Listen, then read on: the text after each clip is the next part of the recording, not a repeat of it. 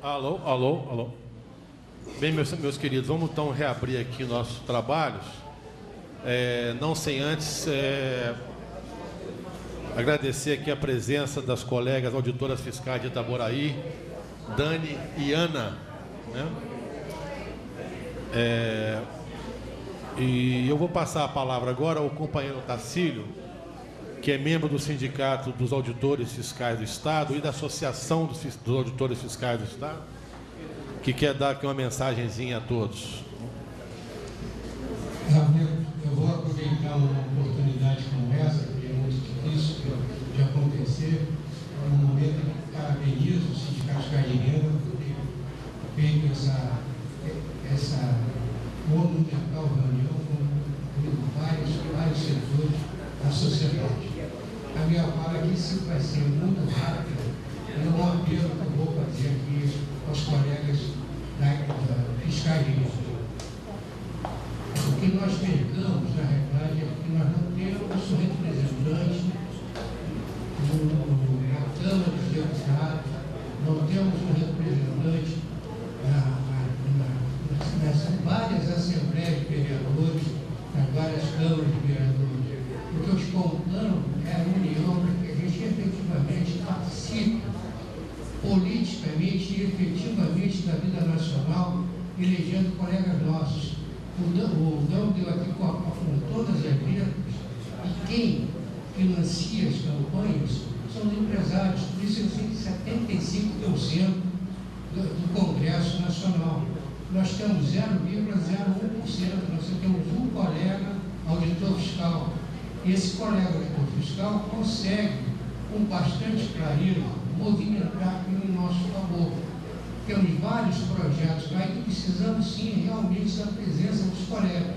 E se nós conseguirmos eleger nos vários entes colegas imbuídos da ideia de que o fisco é importante e deve também trazer benefícios para a sociedade, seria interessante nós nos unirmos e tentar colocar um colega nosso deputado. No Rio de Janeiro nós tivemos até colega que foi colega de vocês, o Savelli.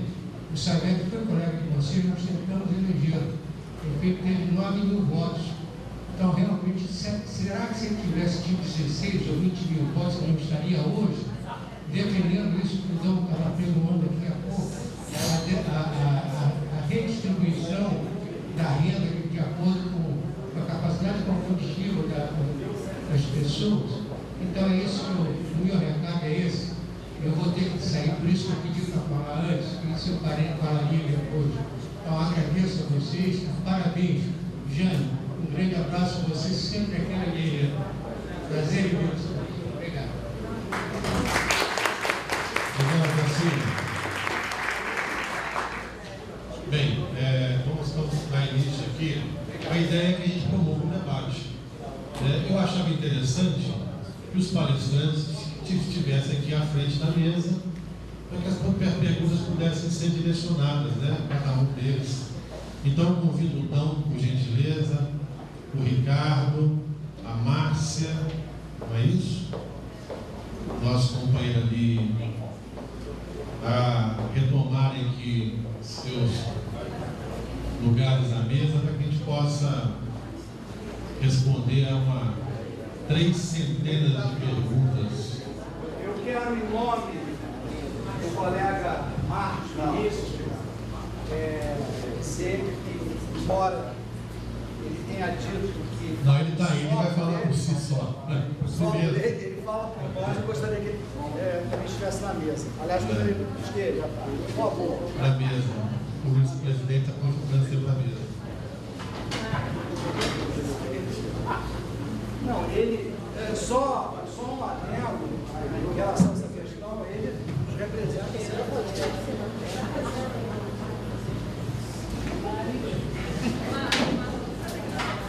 Bem, meus amigos, a palavra está aberta.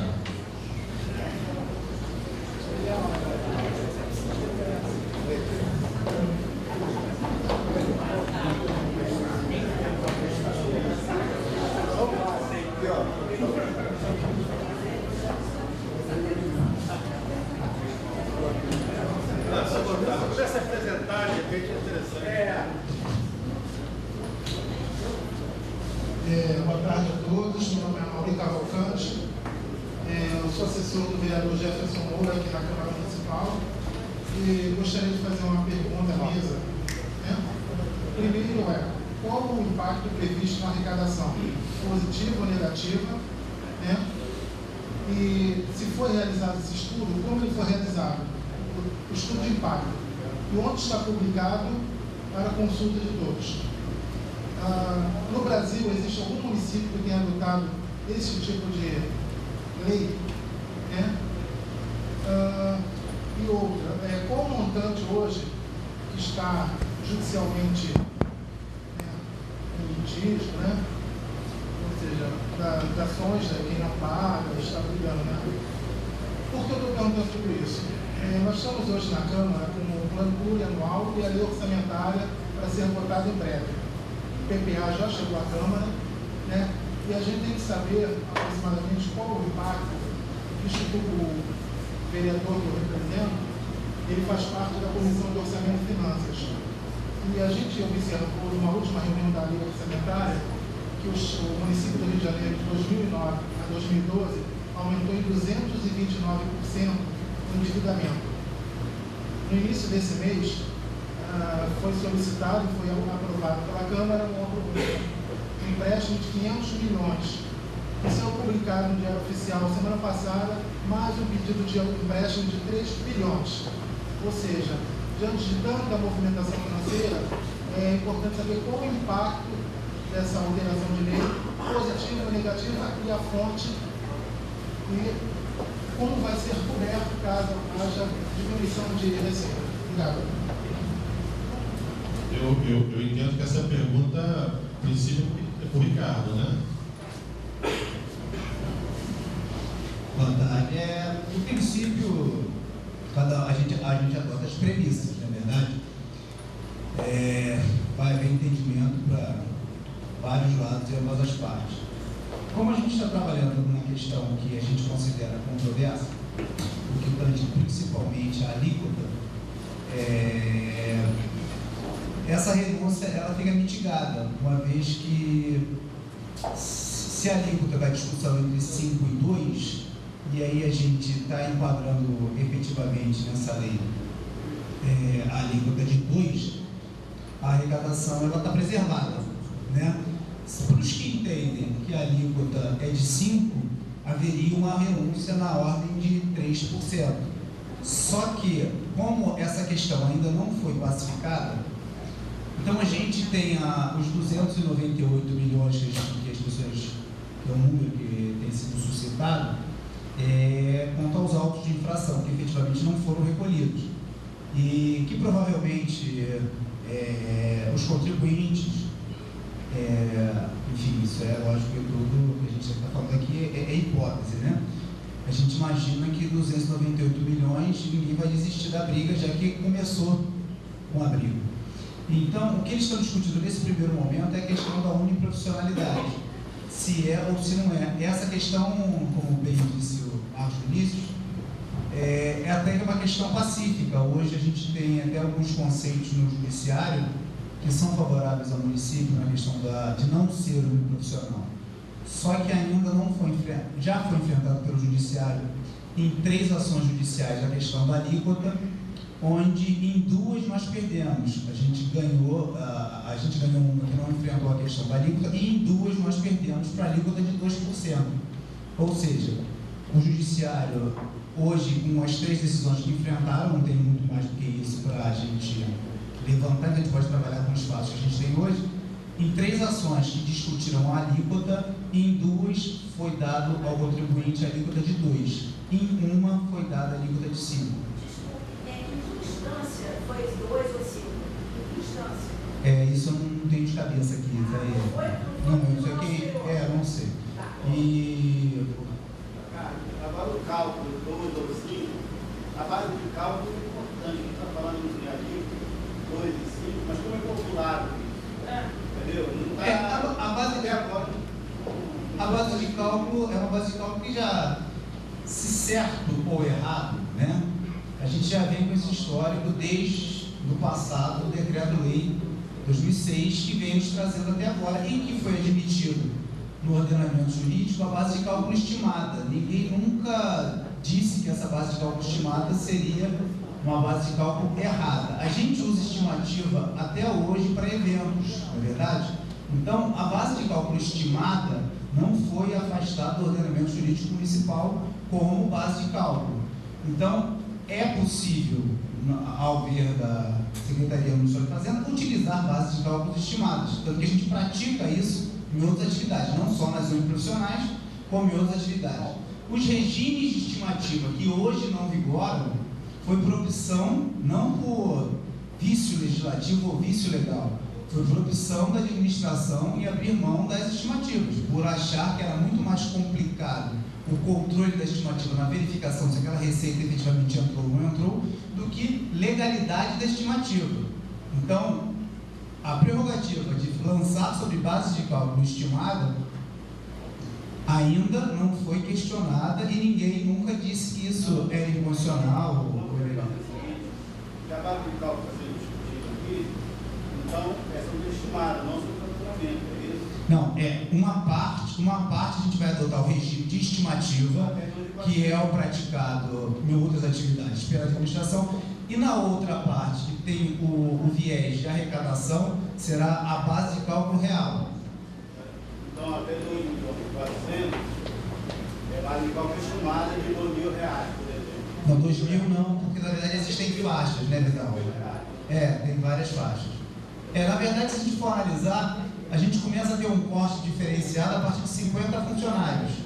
Porque, se a gente for analisar a base de cálculo estimada, a diferença está entre acima de 10 e 50, que são os 2.400.000. Ou seja, a gente está admitindo que até 50 funcionários uma empresa poderia ser considerada, se cumprisse os requisitos objetivos, uma sociedade uniprofissional. Que, na verdade, é uma ficção de empresário que a gente está tentando adotar para facilitar a administração dessas empresas.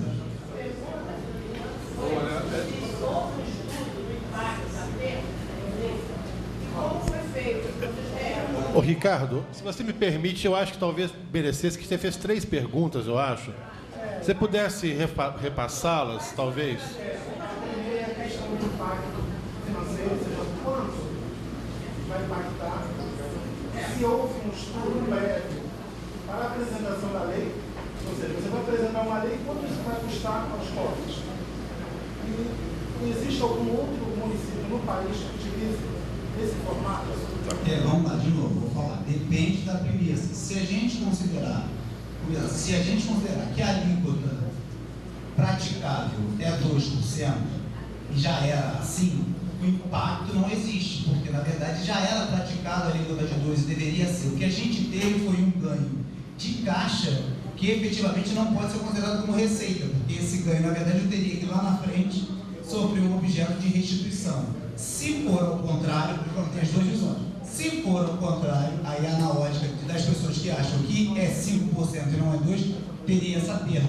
Mas depende da análise de quem está fazendo o estudo, né? A gente tem parte de premissas. Mas o problema é que eu já me aposentei e eu não estou entendendo essa premissa de 2%. Ela existe, ela é real? Que premissa? O que está definido em lei? Premissa, eu acho, na minha época, não era 2% pacífico. Eu quero saber, você já disse que o judiciário tem dado ganhos à lei. Eu queria saber em que instância é e que premissa é essa, porque eu confesso que estou defasada.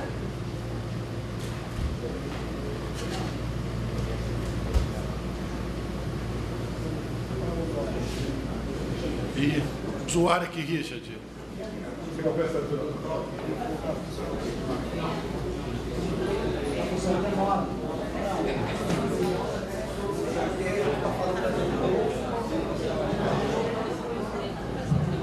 Só um instantinho, aqui.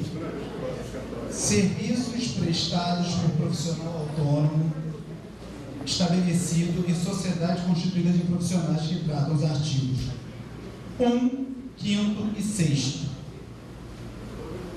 certo? Da Lei 3.720. Quem é o 6º da 3.720?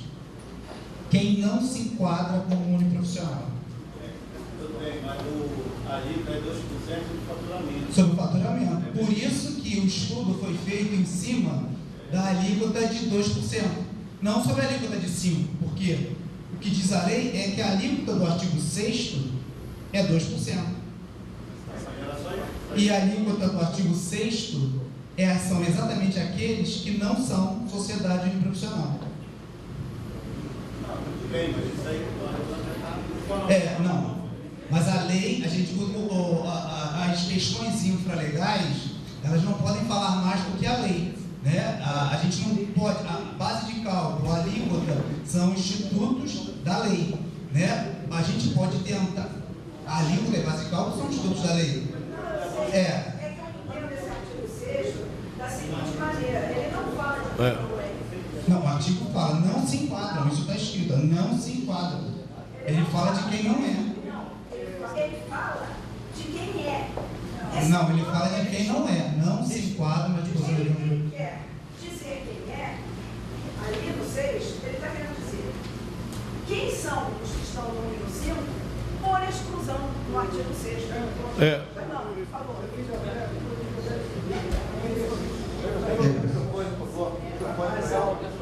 Um exercício para reflexão. Vamos lá. Serão destinados às cocheiras os cavalos de oficiais dictados às assertivas 1 e 2. Assertiva 1. São cavalos de oficiais aqueles de cor paia, castanha ou negra. Assertiva 2. Não se inclui, dentre os indivíduos elencados na assertiva 1, os cavalos com altura na cerneira inferior a 160 centímetros. Então vamos nos perguntar, um cavalo de cor paia com 150 centímetros na cerneira será destinado às cocheiras? Não. Um cavalo tordilho com 165 centímetros na cerneira será destinado às cocheiras? Não, né? Porque ele é tordilho, ele não é baio, ele não é castanho, ele não é negro, né? Um cavalo de cor castanha é um cavalo de oficial? Eu não sei quantos centímetros ele tem na cerneira, correto?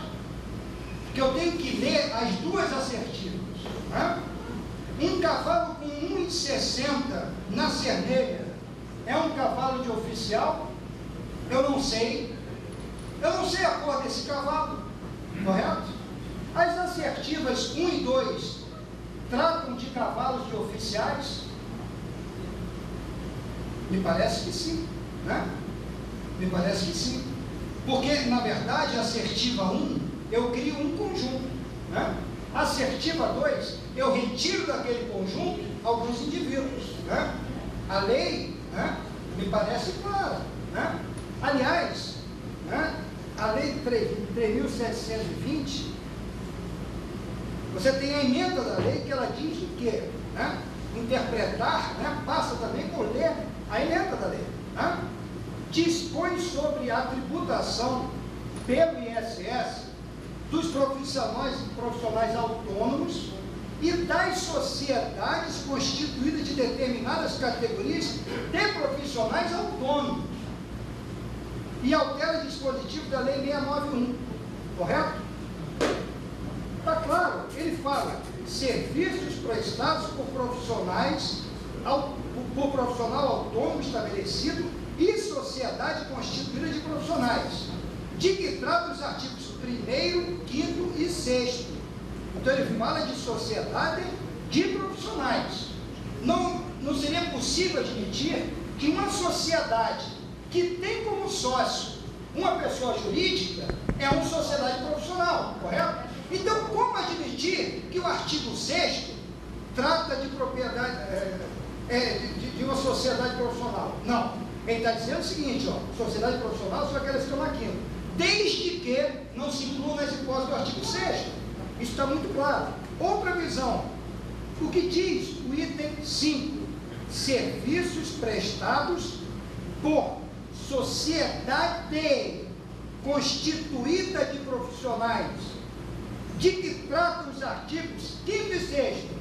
Os artigos 5º e 6º tratam de uma só sociedade, de profissional, correto? Instituto próprio do ISS. É uma forma também de interpretar, talvez a mais correta. Agora, nós devemos sim temer um judiciário. Um judiciário que há anos atrás propugnou, sem qualquer pudor, apesar da lei, o ISS deve ser pago no local onde prestado o serviço. Então, um judiciário que rasga o direito posto, o direito positivo, correto? Aí nós estamos falando sobre arbitrariedade, né? Agora, nós temos que nos ater ao direito posto, E detalhe, o próprio decreto 10.514 não deixa margem à dúvida. Ele regulamenta a lei. E no parágrafo 3º do artigo 15A, ele diz, parágrafo 1º, não se enquadram nas disposições do caput, devendo pagar o imposto, tendo como base de cálculo o total das receitas auferidas no mês de referência e conforme a alíquota de como corresponder ao serviço às sociedades. Ponto. Cujos serviços não se caracterizam como trabalho pessoal, cujos sócios não possuam todos a mesma habilitação, que tem natureza comercial e empresarial, que exerce atividade diversa da habilitação profissional dos sócios, correto? Então, o decreto não deixa dúvida. Agora, nós vamos discutir aqui se o decreto é ilegal, né? Talvez o judiciário, né? Porque nós estamos falando aqui de jurisprudência. Aí vamos ao Código Tributário Nacional, né? Que nessa altura do campeonato, eu não sei mais, ele também já foi rasgado pelo judiciário, né? Porque o judiciário, né, de vez em quando, ele, não sei por que cargas d'água, né? Ele rasga lei complementares, às vezes até Constituição, né? Jurisprudência é fonte de direito, mas não é legislação tributária. O decreto é. O judiciário pode amanhã declarar esse decreto ilegal e pode interpretar a lei da forma como fez quando falou de homicídio tributário de excesso, para dizer que, apesar da lei complementar, eu quero que o imposto seja pago dessa forma. Aliás, né, eu não sei se eu tenho um viés fascista, né, porque eu fui criado por um militar, meu pai é militar. E na época da ditadura, o meu tio, advogado, ele uma vez virou para ele e falou o seguinte: Raimundo, o nome do meu pai é Raimundo, olha, vocês são aprendizes de feiticeiro, vocês não sabem o que é ditadura, vocês vão conhecer uma ditadura, que nós estamos nos aproximando da ditadura do judiciário, correto? Agora, desde já se dá por vencido, né? Mas o fato é, né, a meu ver, a lei não deixa dúvida, né? Agora, quanto à questão da estimativa, olhe bem, se criou nessa lei uma estimativa, é pauta fiscal que o próprio judiciário condena, foi descartado. Estimativa é, não tendo eu elementos, né, para ferir base de cálculo. Agora, eu não posso pegar uma empresa que fatura 200 mil por ano, né, e estimar da mesma forma como fatura 2 milhões e 400 mil por ano. Eu posso me basear na despesa da empresa, por exemplo, para obter o preço do serviço. Mas uma empresa que fatura 200 mil por ano, a princípio, tem menor despesa do que aquela que tem 2 milhões e 400 mil por ano, correto? Então, olha, quanto a isso, né, eu acho que não pode restar dúvida. A alíquota hoje, para o município, é de 5%, ou 3%, mas não de 2%. A de 2% aplica-se tão somente aos profissionais autônomos de sociedade de profissional. Ponto. Agora, é evidente que o empresário, o grande empresário, até o pequeno empresário, ele pode entrar em juízo, até para questionar a alíquota de 5%, sob argumento, né, de que a alíquota de 5% é confiscatória. Ela não pode dizer isso? Pode, no judiciário ele pode dizer tudo.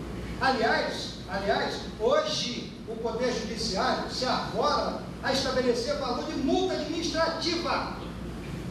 Você multa, a multa é de 50%, aí o juiz diz, não, 50% é muito, vou colocar 20%.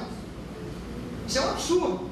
Ele pode até dizer, não aplique a multa de 50%, porque ela é ilegal, porque ela é inconstitucional. Agora, ele estabelecer valor de multa, eu acho que contra isso nós temos que nos cuidar, nos acautelar. Porque amanhã, quem sabe esse judiciário não vai dizer, né, que o imposto de renda, para os fiscais que estão aqui, para os vereadores, não é aquele que está na lei de 27,5%, não. É de 80%. E eu, juiz, não posso pagar imposto de renda, correto? Então a gente tem que ter muita cautela. Concluído. Tá ótimo, olha só. Eu tenho a impressão que a sua pergunta está mais ou menos respondida, ou seja, não tem como estimar, né? Não? Aparentemente é isso. Tá. Porque se você não tem os valores, você não tem os números, você fala, como disse a Márcia, 31 reuniões. Será que nenhuma dessas reuniões foi tratada o impacto dos focos? Você quer falar sobre esse assunto? Vai falar. Quando o Marcos terminou de falar, eu pensei que o nosso mediador ia passar umas considerações só para agradecer que a gente está aqui, parabenizar vocês por estarem discutindo esse assunto e achar assim, isso é uma coragem a gente estar falando sobre o profissional, porque é um assunto que quem estou aqui há muitos anos é um assunto adormecido, né? A gente passa por ele e eu acho que esse é um ponto de partida para outras atividades, como a gente sabe que tem várias atividades que precisam ser estudadas e melhorar essa parte do ISS.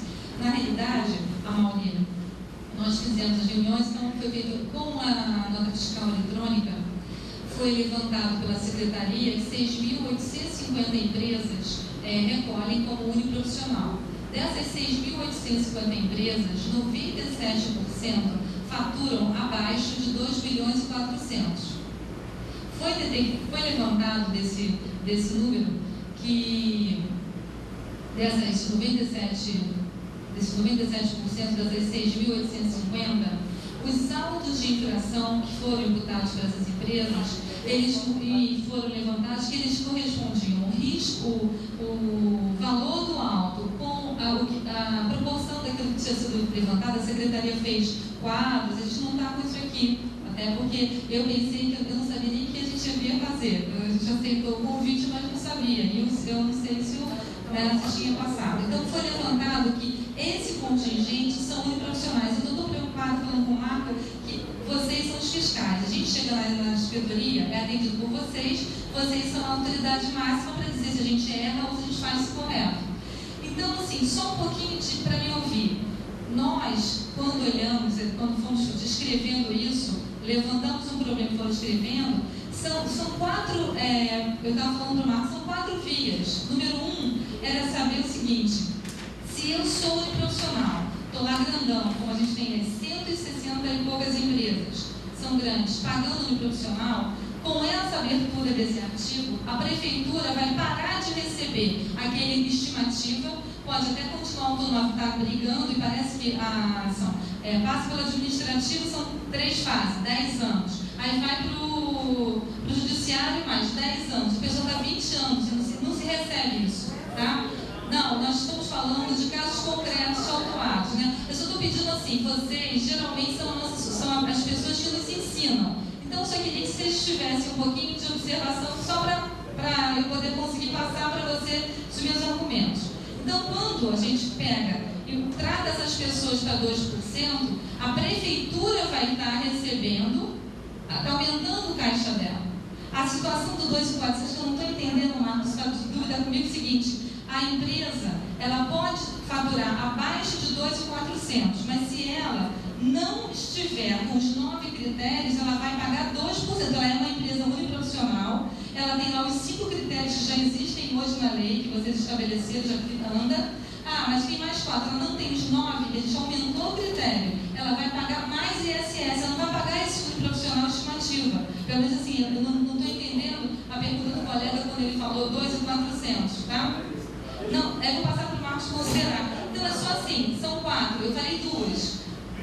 Eu só peço assim a vocês que às vezes, para a gente poder entender, a gente às vezes precisa abrir, assim, se dar, tá? Eu não estou aqui querendo fazer a melhor coisa para mim. Eu estou querendo, na realidade, a gente está discutindo um assunto e eu era presidente do sindicato na época, como vocês são sindicalistas, eu também sou, e a gente queria resolver esse problema para muitas empresas. Então, saímos desses 3, nós temos o quê? Temos as pessoas que, na realidade, queriam, quando a gente foi justificar isso na Câmara dos Vereadores, tentaram colocar outras atividades. Nós falamos para tudo. Não vai entrar empresária, só pode entrar uniprofissional. Esse projeto é uniprofissional, o PL é uniprofissional. Os médicos estão dentro? Ok. Clínica, hospital não está. Se quiser, vai fazer outro projeto. Isso foi falado na Câmara dos Vereadores, isso que a gente tem empregado, porque nós trabalhamos com a legislação. Nós não somos loucos de ficar querendo colocar alguma coisa que vai infringir a 486, que é a base legal. Então, Marco, para mim ficou uma dúvida você falando, essa questão do que o colega perguntou, eu não consegui me entender.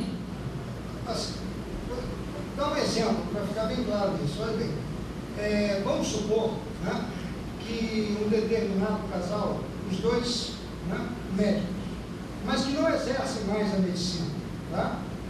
Eles têm uma estrutura montada, né? Montam a empresa, correto? E empregam 3 ou 4 outros médicos e vão passear, né? Eles vão para o Caribe, eles passam temporada na Europa, correto? Essa empresa, ela fatura R$200.000, tá? Por mês, ou seja, R$2.400.000 por ano, e gera um lucro, né, ao final do ano de R$400.000, correto? Esses 2 únicos sócios, então, que passaram o ano inteiro passeando no Caribe, na Europa, vão perceber, então, cada um R$200.000, correto? É justo, eles investiram, eles trabalharam a vida inteira, acumularam capital e montaram aquela estrutura. Tá? Esta empresa, para o ISS, não é uniprofissional, correto? Porque o preço cobrado por esta empresa não se converte em remuneração pelo trabalho pessoal. Você tem aí a figura do empresário. Agora vamos supor um profissional autônomo, um grande advogado, que fatura num único parecer, ele trabalha só. Ele tem uma pequena estrutura, uma boa biblioteca, uma secretária, uma recepcionista, né? Mas ele é autônomo. Num só parecer, ele ganha R$300.000, no único parecer. Ele chega a faturar 5 milhões, 6 milhões por ano. Esse indivíduo paga fixo por mês. Porque diz a legislação que a remuneração pelo trabalho pessoal, correto? Ela está afastada da incidência do ISS. Então, nós não estamos aqui falando de valores. Não é disso que nós estamos falando. Nós estamos falando de uma lei que diz que tira do campo de incidência do ISS a remuneração pelo trabalho pessoal. Correto? Então, uma empresa pode faturar mais de 2.400.000 por ano. Uma empresa não. Uma sociedade não empresária pode faturar 10 milhões por ano. E ela vai pagar fixo, né, por mês. Por quê? Porque é uniprofissional. Agora, se uma empresa, né, e aí eu não estou falando da sociedade profissional, a empresa, ela fatura menos de 2.400 por ano, ela deve pagar pela base de cálculo. Então a questão aqui não é de valor. E o que foi feito nessa lei é dizer que, em que pese a sociedade ser empresária, ela pagará não sobre a base de cálculo, mas com base numa pauta fiscal. Isso é ferir de morte o próprio ISS. A lei remete para o inciso. É bom que você esclarece, que você estudou a lei, Você tem aí o projeto? Alguém tem o projeto? Não? Tem aqui. Como o Marco estudou o projeto, eu queria que ele mostrasse o projeto que eu não achei. Eu queria que ele mostrasse que onde a gente remete isso, tá? Já está. Já botou lá. Chico já está botando lá.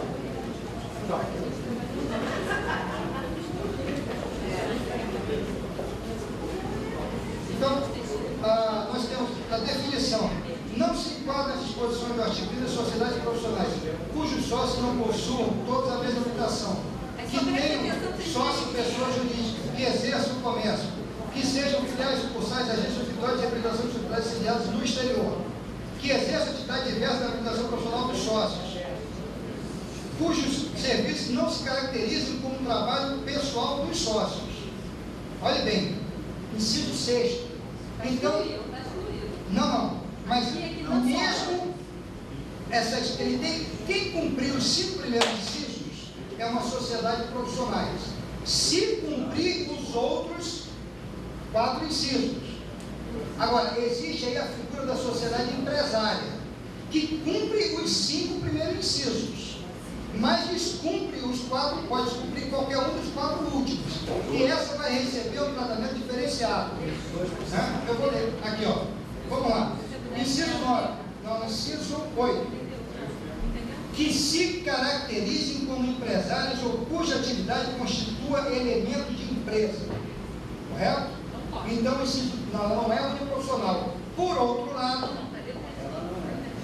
não pode ter sócio pessoa jurídica. Sim, não pode ter sócio pessoa jurídica, de natureza empresarial. Isso fica no final, são os últimos incisos. Lá na frente você tem um artigo que diz que aquela empresa que cumpriu os 5 primeiros incisos, porém não cumprir qualquer um dos 4 últimos, né, pagará também com importância fixa, desde que fature até 2 milhões e 400 mil. Essa é a questão. E isso é ferir de morte o ISS. Deixa eu só fazer uma parte. Só uma questão aí, quando a gente fala desses 5, vamos lá, os 5 primeiros, eles são um enquadramento da profissional, tá? Sócios que não possuam todos a mesma habilitação, se não tiver a mesma habilitação, não pode ser chamado de profissional, tem profissão de pé. E tem um sócio, pessoa jurídica, pessoa jurídica não pode prestar serviço, portanto, não pode ser considerado um profissional. Que exerçam comércio, ou seja, se não for atividade de serviço e trabalho pessoal, não pode ser. Que sejam filiais, sucursais, agências ou escritórios de representação da sociedade sediados no exterior, também não pode, uma exceção. E que exerçam atividade diversa da habilitação profissional dos sócios. Esses são os 5 quesitos que a gente considera como objetivo. Os subjetivos, o que ele está falando, é o seguinte: que se caracterizem como empresárias ou cuja atividade constitui elementos de empresa. Isso começa a entrar na questão subjetiva, que a gente chama. O que seria isso dentro do ordenamento jurídico? Para facilitar a interpretação da fiscalização, a gente tentou transformar esse quesito, que é que se caracterizem como empresárias ou cuja atividade constitui elementos de empresa, através do tamanho da empresa. A gente fez uma presunção de que a gente consideraria empresária aquela empresa de porte maior que 2.400 e não consideraríamos empresária as empresas de porte menor. Isso é uma presunção. Isso tem um motivo, isso não é uma elucubração. Quando a gente trabalha com administração de empresa, de volume de contribuinte, a gente tem que entender o seguinte: a gente tem que entender que a gente tem um volume a ser fiscalizado, certo? E o que acontece? Esse volume, às vezes, não é compatível com a necessidade de todas as empresas que a gente tem que fiscalizar. A gente faz uma gestão de rendimento, gestão de eficiência, certo? Como a gente tem que fazer uma gestão de eficiência, essas empresas que trabalham com um valor inferior a 2.400.000 representam uma arrecadação do município menos do que 10% da nossa arrecadação nesse quesito. E as empresas que têm acima de 2.400.000 representam 90% da nossa arrecadação. Se a gente tiver que objetivar as empresas que a gente tinha que fazer elucubração, né? Elucubração das empresas que são empresárias e que não são empresárias, deslocando o esforço de fiscalização para 2 sócios, que cada um deles consegue tirar 5 mil, 10 mil reais por mês, o esforço de fiscalização em cima dessas empresas não vai trazer o resultado esperado para a administração tributária, para a administração fazendária. E ainda por cima, a gente vai comprometer a nossa eficiência fiscal. Então, foi um intuito de tentar, primeiro, criar uma presunção do que é empresário e não é empresário, e segundo, objetivar a maior rentabilidade, o maior rendimento para a categoria de fiscal, focando naquilo que realmente tem relevância dentro da economia municipal. Foi um caráter híbrido, né, de facilitar tanto as empresas no seu enquadramento, como na eficiência da fiscalização ao objetivar essas empresas. Em dinheiro, essas empresas abaixo de 2.400.000 representam na atividade somente 10% de arrecadação. Não, mas só uma questão, olha só. Nessa hipótese, eu acho que essa discussão tem que ser aberta. Até para eu, particularmente, a tratar desta forma ISS, se é tão insignificante esse valor, é preferível da isenção. É preferível da isenção, né, do que você dizer que o ISS é imposto que incide sobre algo que não seja o preço do serviço. Né? Seria preferível até da isenção. Agora, quanto à questão de definir o que vem a ser empresarial ou não, isso se resolve.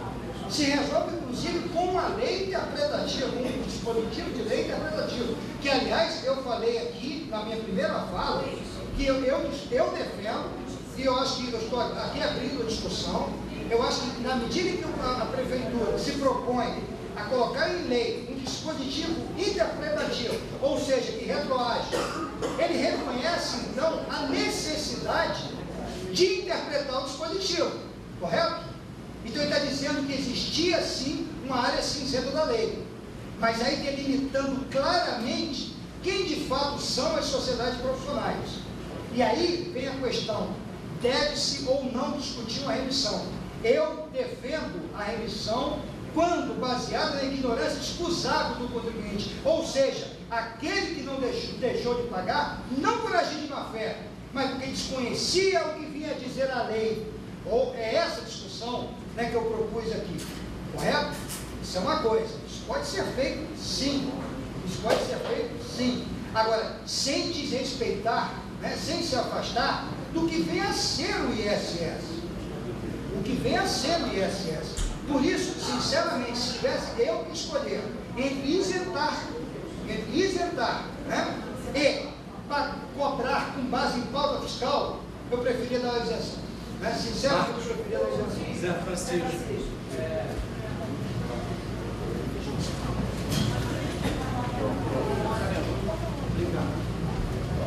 Eu até me esqueci como o Ricardo se referiu ao inciso 8º, que secretarizam como empresários e cuja atividade constitui um elemento de empresa. Me choca que isso seja considerado elemento menor, porque isso é a lei complementar 116. Tanto isso não é elemento menor que as decisões do STJ e o STF antes de 88, porque o STJ surgiu com a Constituição de 88, antes de 88 são muitas decisões do Supremo e após 88 abundam milhares, dizendo o seguinte: não pode pagar sobre imposto fixo se elas têm natureza empresarial, ou seja, são empresas.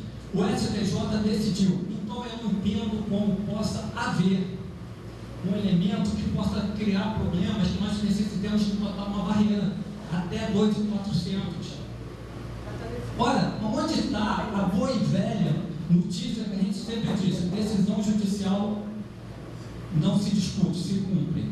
Ora, o município está ganhando. E nós vamos dizer que não é empresa aquilo que o STJ já disse, já bateu o martelo milhares de vezes, só por falta de 2.400. Não, Ricardo, eu estou falando sobre isso. Não estou falando da vítima, não, estou falando sobre o profissional. Estou falando sobre o profissional. E, além do mais, eu quero até fazer um adendo ao Marcos Vinícius sobre ignorante escutável. O seguinte, eu sou fiscal piloto, faço muito autos sobre essa área. E um dia desses eu peguei meu HD externo, né, e fui olhar as minhas empresas que tinham atuado. Então, tem uma determinação na fazenda que você, quando autua o contribuinte, você tem que colocar assim embaixo se havia processo de consulta. O que é processo de consulta? Nós, os fiscais, sempre aconselhamos. É um órgão na fazenda que a única função é responder. Você diz, eu pago de que forma? Dessa ou daquela, ou de outra. Então o contribuinte faz uma consulta. Depois ele tem direito a recorrer. Depois ele tem direito a pagar com um benefício. Isso tudo que aconteceu. Dos meus 29 autos, só aquele que eu contei no HD externo, 28 eram de empresas que a consulta disse, não, você tem natureza empresarial. STJ tem natureza empresarial. O Supremo, antes de 88. Então você deve pagar sobre o movimento econômico. O que aconteceu? Muitas se regularizaram, muitas não pagaram. Aí o fiscal Zé Francisco, Ana Maria, Zumira, Vidal, fomos lá e lançamos. Por quê? Está de acordo com o ordenamento jurídico. Então, essa ignorância escusável, o que aconteceu? A Fazenda respondeu sim processos. Ela seguiu, ela acompanhou as decisões judiciais. E tudo ela foi dizendo, não pode, não pode. Aquele que não cumpriu o ordenamento, o que a gente pode fazer? Aquilo que o STJ diz, nós não podemos dizer abaixo de 2.400, não, por quê? O STJ diz natureza empresarial, e o que a Fazenda enfraquece é a sua defesa. Nós estamos enfraquecendo a nossa defesa, porque no inciso 8º, nós botamos em 8º.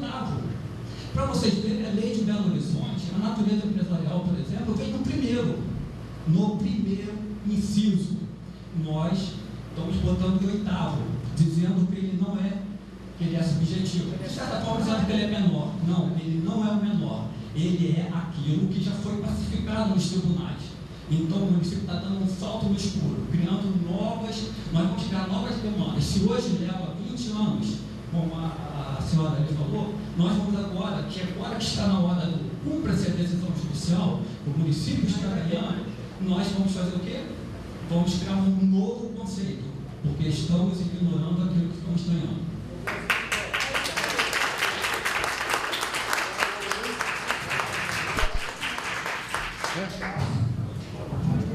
É a senhora Márcia, viu? Doutora Márcia. A questão de subjetivo não é de só menos importância, não, Francisco, discordo. Na verdade é porque a gente tinha que classificar para fazer de 1 a 5 e acima de 5. Se você bota isso lá no meio, eu não posso escrever um texto de 1 a 5 e acima de 5, porque aí eu teria que o 1 teria que pular. Agora, né? A questão de ser subjetivo, o que a gente tenta dizer, que cabe interpretação. Não é que ele é menor. Ele cabe interpretação. Ele, na visão de uns, vai ser empresário e na visão de outros vai ser... Olha só, vamos exemplos. Eu tive a oportunidade de ver um auto de infração em cima de um economista. Tá? Eram 2 economistas que trabalhavam dividindo uma sala. Né?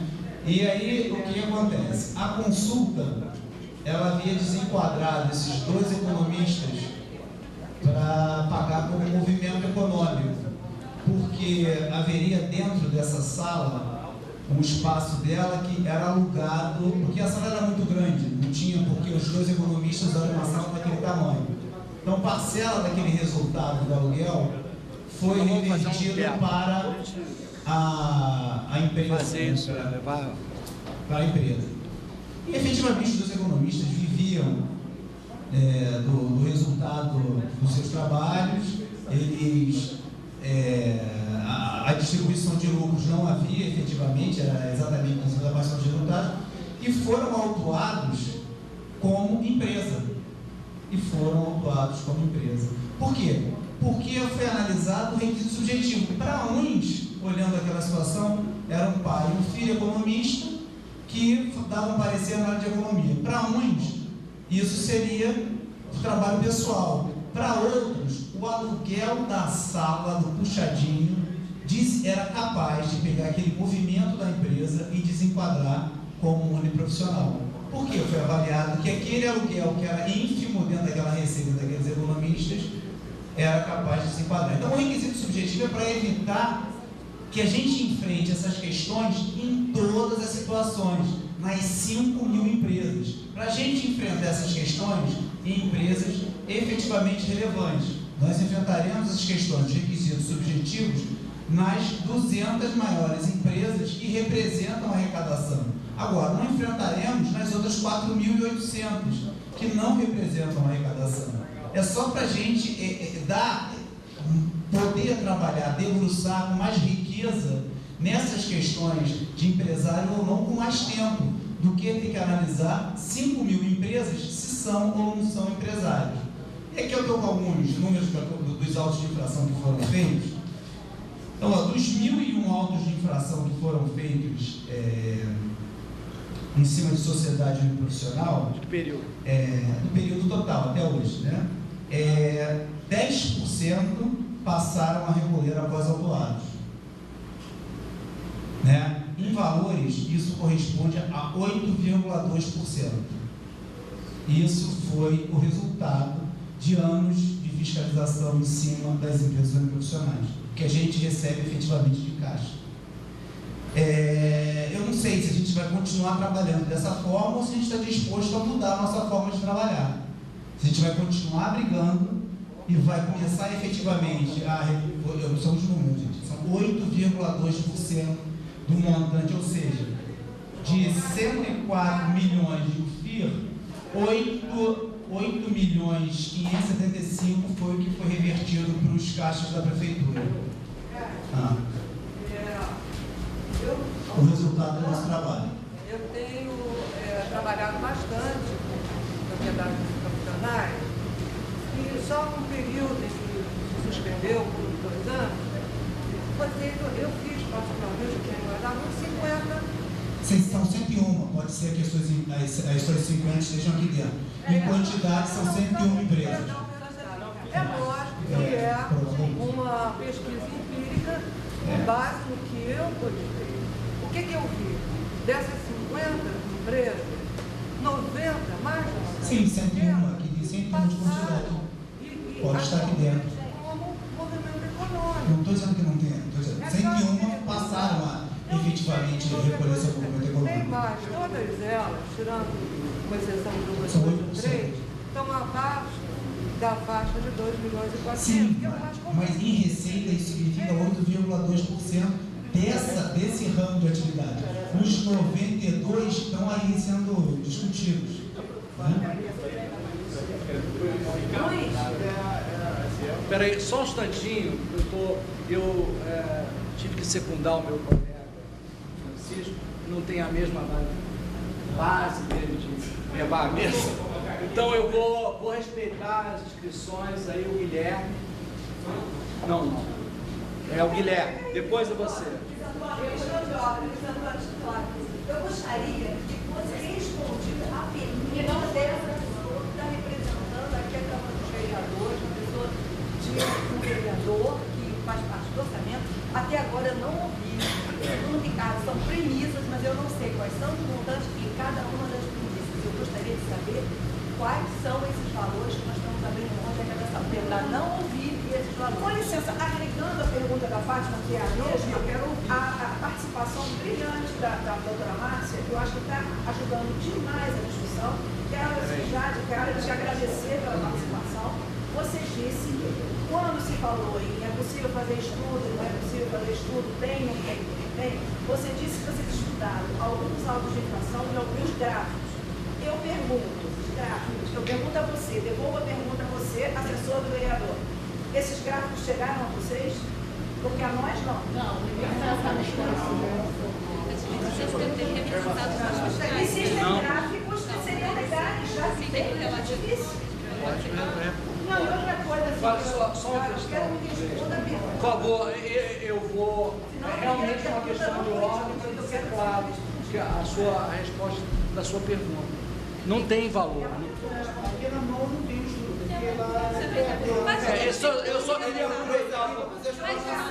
Eu só quero aproveitar. Eu tenho lá no meu trabalho, eu tenho, João. Eu só quero aproveitar a oportunidade. Não, eu quero aproveitar a oportunidade para se reforçar a questão de isso ser melhor discutido publicamente. Isso. Não. Você está satisfeito com a sua pergunta? Peraí. Sendo 2% não tem, sendo 5% eu vou ter que refazer os estudos. Sendo 2 não tem, porque 2 é o que eu já pratico. Você pode disponibilizar para o sindicato, para que o sindicato forneça para a Câmara dos Vereadores? Estou pedindo a vocês, não tem condições disponíveis. Vou verificar lá, por favor. As possibilidades. Guilherme, que é a representante da vereadora Tereza Berg. Uma pergunta para o Ricardo. Considerando que a matéria que é objeto desse PL é objeto de litígio judicial, também administrativo, eu queria saber, em primeiro lugar, qual foi a participação da Procuradoria-Geral do município na elaboração e revisão deste projeto. Fizeram a revisão, está 3 meses fazendo a revisão. Foi a PTA que fez a revisão ou foi o gabinete do secretário, do Procurador-Geral? O gabinete do Procurador-Geral. Ok. Eu não sei se foi respondida a pergunta do colega do representante do gabinete do vereador Gerson Moura sobre se há outros municípios com alguma similitude com o nosso. Também em base de equiparação? Não, na verdade, a base da equiparação foi uma interpretação que a gente utilizou para dar mais resultados de fiscalização, da eficiência de fiscalizações. Né? Como a gente tem que trabalhar em eficiência de fiscalização, aquilo que representa um volume significativo de recursos que vale a pena a gente trabalhar, a base desses 2.400.000 foi uma ficção de empresa onde foi utilizado o critério de eficiência de fiscalização. Ou seja, com esses 3% de quantidade, eu consigo otimizar os recursos da quantidade de pessoas que eu tenho para fiscalizar, né? Dando um serviço mais de qualidade, um serviço mais preciso às empresas, uma segurança institucional maior para as empresas. Porque esses recursos são mais significativos dos 3% de empresas em número, mas em quantidade chegam a 80% a 90% de arrecadação. A pessoa é a Zumira, perdão.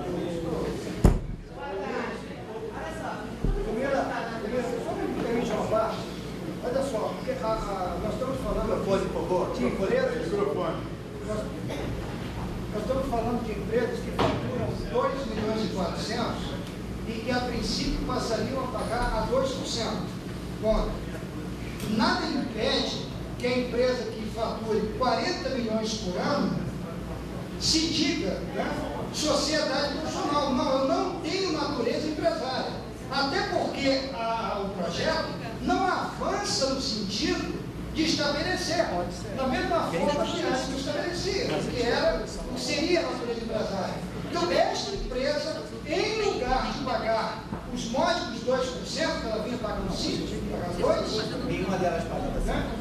As grandes, nenhuma delas pagava 5%, nenhuma delas pagava. Nem na área de contabilidade, nenhuma delas sequer nem consultoria financeira. Não pagava. Não, esse dado é importante, porque esse dado nenhuma das empresas grandes pagava alíquota nenhuma. Isso remete àquele quadrinho que o sindicato propôs, não é isso?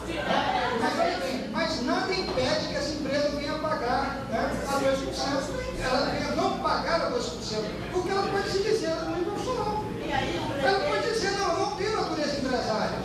Eu não tenho natureza empresária. Em que pese o sócio majoritário, com 99% do capital, né, receber um lucro, né, de 50 milhões por ano, como investidor, porque ele não trabalha como engenheiro economista, correto?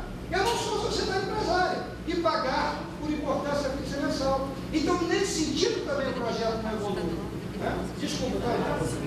Complementando o Marcos, porque eu acho que vai abrir a porta, né? O pretexto de facilitar a fiscalização ou, de repente, empresas que não seriam fiscalizadas, eu acho que sai por água abaixo, porque muitas empresas que não seriam seriam uniprofissionais, que tem uma receita enorme, vão se dizer uniprofissionais, e nós fiscais vamos ter que ir lá, autuar e fazer, e vai aumentar muito mais, né? No caso, o prefeito de facilitar, não vai, na realidade não vai abrir a porta para que muitas empresas se coloquem dessa forma.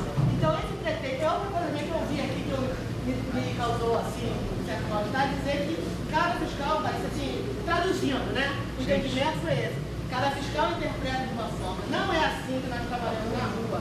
Quando nós vamos numa empresa, a gente vai, conversa com o Marquinhos, a gente conversa com o Miguel, a gente pega as coisas. Quando nós fazemos o auto, salvo algumas exceções, nós fazemos o auto fundamentado. Então, essa coisa que fizemos esse projeto para que o entendimento, assim, parece, dito por um fiscal, que nós fiscais de rua não temos entendimento nenhum, que a gente sai, eu fui da faculdade, da facilitadora, e isso foi corroborado pela representante do Sindicato dos Contadores, que falou aqui claramente, que todos nós fiscais ouvimos, que os fiscais não tinham critério.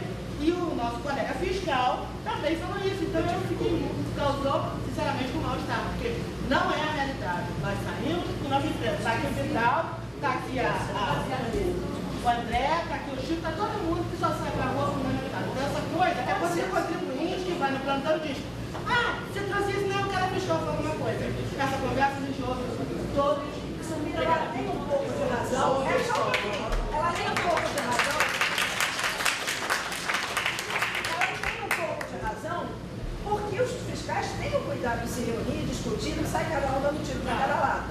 Mas, se os fiscais têm esse cuidado de se reunir, melhor seria que a consulta expedisse instruções normativas. Então, assim, primeiro, não sai cada um dando tiro para cada lado. E se há esse problema, que não há, porque a gente uniformiza trabalhando junto, o certo seria não fazer uma lei para acabar com é fazer uma instrução normativa para que não houvesse dúvida alguma, nem para a fiscalização e nem para os contribuintes. Não é fazer uma lei que vai melhorar e pacificar. Que é isso? É o Antônio Carlos. Quer falar, depois você. Eu queria pedir novamente que nós atendemos a um fator de pacificação. Alguns dos presentes citaram várias vezes a fala sobre o valor que não vamos arrecadar, o valor da renúncia fiscal. Entendam? Nós não podemos usar o valor que vamos deixar de arrecadar se hoje arrecadássemos. Eu falo como prefeitura, afinal sou cidadão. Então nós hoje, prefeitura, não arrecadamos. Ora, se não arrecadamos, não vamos deixar de arrecadar. O que acontece é que houve autos que estão na justiça, mas isso não significa arrecadação. Isso não entrou. E alguns têm 15 a 20 anos. Então, o que se pretende aqui é uma forma pacificada, aí sim, o verbo adequadamente usado, arrecadarmos. Por quê? As empresas que realmente, então, assim, mais contribuem, e que são aproximadamente 130 e poucas, constituem a base maior arrecadadora de ISS dentro das profissões abrangidas por essa legislação, essas vão colocar, a partir do mês em que for aprovado esse projeto, 56 milhões na prefeitura. Então não existe vamos deixar de arrecadar. O verbo é o contrário. Vamos arrecadar. Isso é uma realidade. Por quê? Esse projeto que foi, entre aspas, aceito, né, pelas entidades de medicina e contabilidade, que estão na lista dos grandes contribuintes do ISS dentro das profissões uniprofissionais, independente da expressão uniprofissional, ou se ela tem caráter empresário, vão ser 2% que vão entrar na prefeitura. Esse é a intenção do governo ao mandar o projeto, é arrecadar. E detalhe, nas 4 reuniões que tivemos com o prefeito, alguma daquelas, ele inclusive ligou para a secretaria e deixando claro, olha, eu pretendo que as classes se entendam, eu pretendo que o município não tenha discussões, mas eu não vou contrariar a Secretaria de Fazenda vem a Procuradoria, porque o meu cargo ele é passageiro, e a Secretaria, os fiscais e a Procuradoria, eles são o município. Ele deixou de claro, ele não mandou esse projeto que é amigo de alguém, ou é bonzinho. Não, mandou com visão de governo, mandou com visão de pacificação da situação, que vai resultar em 56 milhões. Então, quando vocês pedem gráficos, ou cálculos, lista, de quanto vão deixar de arrecadar, não existe. Quanto vão deixar de arrecadar? Porque não existe lei que faça arrecadar. A única lei que existe está ali, é 2%. E que os fiscais, não sei por que motivo, não me compete saber, nunca multaram com base na lei. Os colegas nunca multaram com base na lei, os dois. Os colegas não, desculpa, eu não sou colega. Os fiscais nunca multaram com 2%. Por outro lado, o contribuinte nunca pagaram também com 2%. Olha que cara de pau, sei lá, pelo menos os contribuintes. Não, fizemos aí vista grossa para a lei, porque é 2%. A lei está mal feita, a redação está truncada, aí eu não gosto. Mas vejam, as duas partes até agora não gostaram. Nenhum exerceu o direito de fiscalização, dever de fiscalização, com 2%. E os contribuintes também se fizeram de calados e o pagaram sempre naquela mexaria. Os dois estão errados. Opinião, claro, pessoal, não estou julgando, não tem direito. Mas agora está tentando pacificar aonde? Simplesmente tornar legal, fazer cumprir o que está ali no quadro, os 2%. Não estamos inovando, não é inovação. Está ali no quadro. Obrigado. Antes de eu passar a palavra aqui, eu só queria lembrar o doutor Carlos, que é preciso sim saber o quanto está se perdendo de receita, o quanto está renunciando. E é preciso, não é por interesse pessoal nosso, não, porque a lei existe. A LRF exige que se estabeleça no projeto de lei, né, o montante de desoneração. Eu queria então, nesse ponto, fazer uma pergunta também para o Ricardo Budão. Eu queria saber do Ricardo se existe em curso hoje na Fazenda outros projetos dessa natureza. Porque a compreensão do sindicato que é um processo, né, de desoneração, é um processo de avanço de grandes grupos empresariais, de grandes segmentos, de poder de demanda político enorme sobre o poder de arrecadação. E eu quero fazer um bate-bola com o Dão, porque o Dão também deve ter uma visão mais genérica, mais geral do que vem acontecendo isso no país todo. Não, na verdade, o enfrentamento dessa questão foi a percepção de que ela, há mais de 10 anos, estava mal parada, né? Por quê? Porque existia o conflito de ambas as partes. E aí a administração sentiu necessidade de tentar equacionar esses dois lados, porque a briga para resultado efetivo de cofre estava muito ruim, né? O balanço dessa discussão, dessa controvérsia, quando a gente olhava para o caixa, o resultado não era bom. Então, a necessidade de enfrentar essa questão decorre desses mais de 10 anos de briga entre fisco e sociedade profissional. Por isso, dessa questão ter sido enfrentada pela gente nessa situação. Os outros projetos de lei que circulam, onde tem um projeto de lei, por exemplo, da construção civil, que a gente está tentando, inclusive, aumentar a alíquota, em vez de diminuir. Hoje a alíquota da construção civil é 3%, e com o Qualiver a gente está tentando voltar para 5%, a alíquota da construção civil, e beneficiar somente os prédios que efetivamente fizerem um investimento que é significativo nos prédios verdes. Fazer o contrário, levar a alíquota genérica da construção civil para 5% e beneficiar somente os empreendimentos efetivamente voltados ao meio ambiente, com todos aqueles aparatos. E uma outra questão que a gente tem tratado também, que é a questão da instalação de uma empresa no Rio de Janeiro, que está sendo concorrida por Macaé, né? E aí a gente está tendo que verificar qual é a melhor hipótese, porque Macaé já ofereceu uma política bem agressiva na questão da alicotagem para a empresa, e se a gente efetivamente mantiver os mesmos patamares, aí ainda está de logística, né? Mas logística apoia a área de petróleo, né? E se efetivamente Macaé cobrir a alíquota, para a empresa tanto faz, se está lá no Rio ou em Macaé. E aí a gente pode manter a alíquota de cima e não levar a empresa de jeito nenhum para o Rio. Então esses seriam, no curto prazo, os assuntos que estariam sendo mais discutidos na questão da alicotagem. Ou seja, no que tange, aí na visão, né, dos colegas do sindicato, a redução de alíquota, que eu me permito discordar, pelos motivos que eu expus, entendo o posicionamento do colega Marcos Vinícius, mas infelizmente o espírito da lei não é julgado nos tribunais.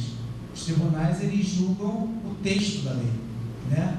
E por maior que seja a nossa dialética no intuito de interpretar aquela alíquota, por maior que seja o nosso esforço concentrado em interpretar aquela alíquota, na minha leitura, e aí, enfim, mesmo que ignorante e simplista da questão, eu tenho dificuldade de não ver aquele artigo 6º como alíquota de 2.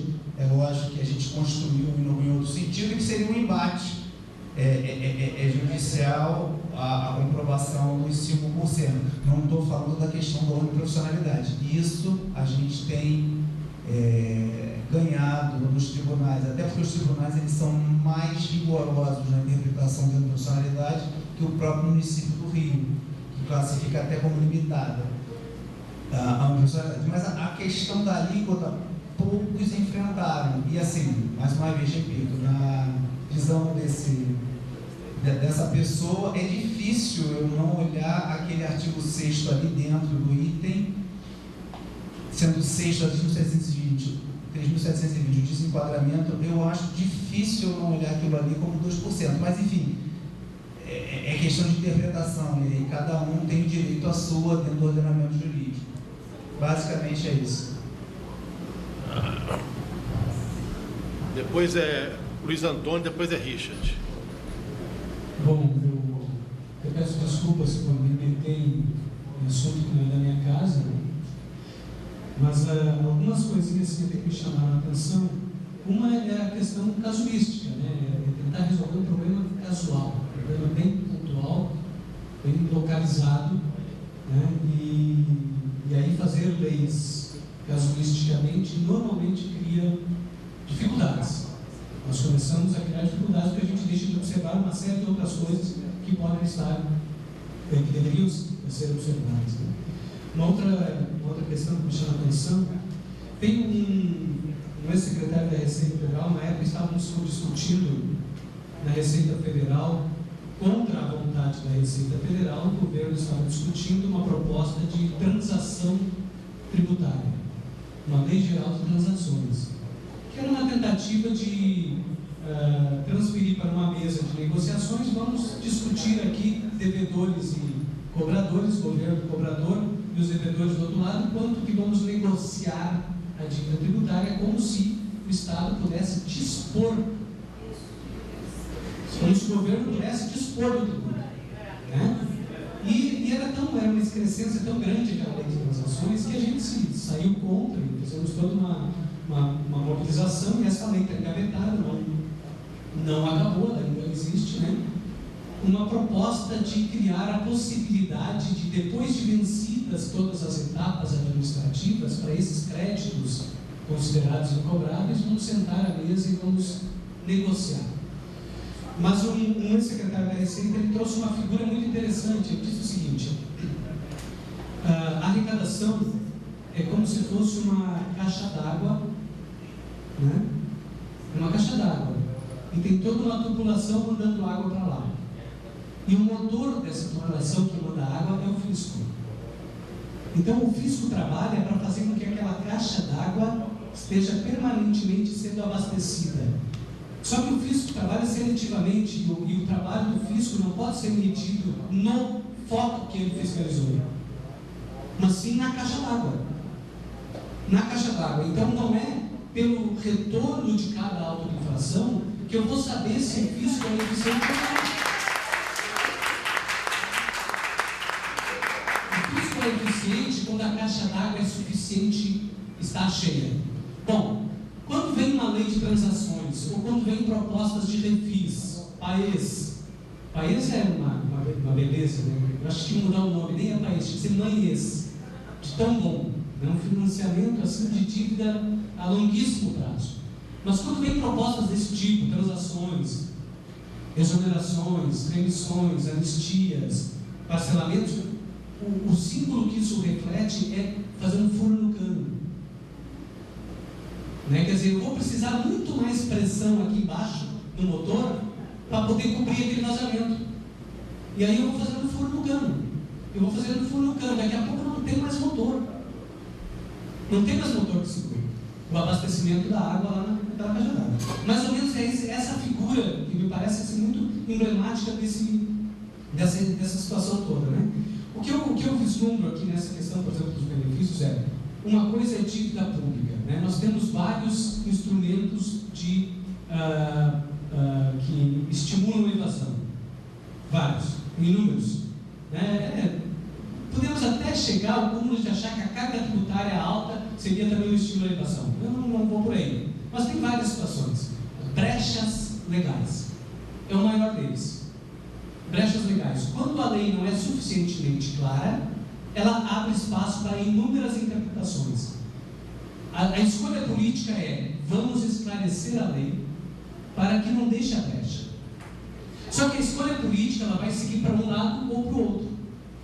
E essa é a questão. Poderia-se talvez ter escolhido politicamente esclarecer nesse caso, né, ou chamar a atenção de forma mais clara o que seria uma sociedade empresária, o que seria uma sociedade de serviço, e que a alíquota de 5% deveria ser pacificada. Poderia ter feito isso para pacificar de forma geral, mas também poderia ter sido feito por outro lado. A escolha política foi feita por outro lado. Esta escolha política é que segue os critérios do ambiente político. É isso que... A escolha política segue os critérios do ambiente político. Num sistema de indisponibilidade dos recursos tributários, a gente poderia imaginar que o benefício fiscal, a desoneração ou qualquer outra forma de transferir rendas públicas para o setor privado só seria admissível se antes disso eu tivesse uma plena justificativa de benefício social. Se eu não tivesse isso como antecedente, eu não deveria nem cogitar o consequente. Eu não deveria nem cogitar. O fato é que nós criamos uma estrutura hoje tão refém do mercado e do capital, que o benefício social ele é visto lá no final, como forma de justificar o benefício concedido, ou seja, a intenção de conceder, ela vem antes. E o benefício fiscal se procura como um efeito marginal para poder justificar a medida. É assim que está hoje. Isso não é um privilégio do Brasil, isso na América Latina toda assim.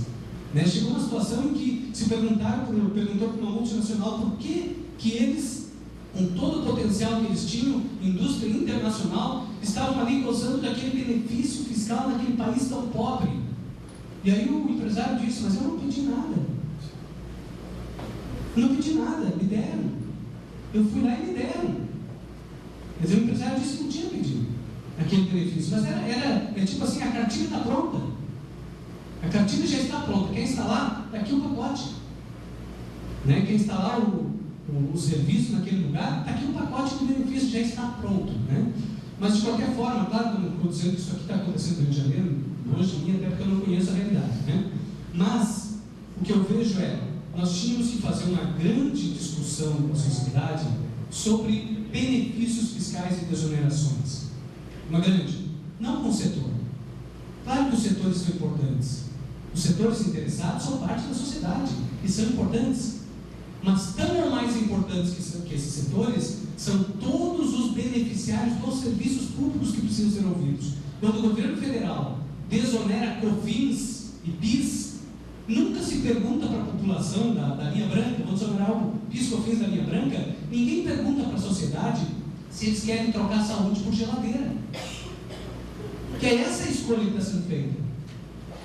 Essa escolha é COFINS, IPIS, PASEP, contra, né? Com saúde, é para geladeira ou saúde? Não se perguntou para a sociedade o que ela quer abrir mão, né? Então eu acho que sem envolver a sociedade como um todo de alguma forma, os vários setores, não somente o setor interessado, os vários setores, a gente presume que o legislativo faria esse papel, né? Legislativo. Só que a gente, ao longo do tempo, a gente criou uma cultura de que a participação política ela se restringe ao período eleitoral. E que fora do período eleitoral não tem mais participação, que agora é o político que vai fazer. E de fato não é essa a realidade. A realidade é a sociedade tem que participar o tempo todo, né? A maior mentira que existe é aquela última palavra da urna eletrônica. Depois que a gente faz todas as escolhas, qual é a palavra que aparece? Fim. É como se ali terminasse o meu papel cidadão. A partir dali não é mais comigo. E na verdade está errado. A partir dali começa. Deveria ser, começa agora. Vamos, né? E eu acho que esse trabalho, parabenizo o sindicato por essa iniciativa, né? Eu acho que esse é o início do debate, né? Foi colocado aqui hoje de manhã um vereador, não sei qual foi o vereador que colocou, disse que esse seja o início do processo, e não o final.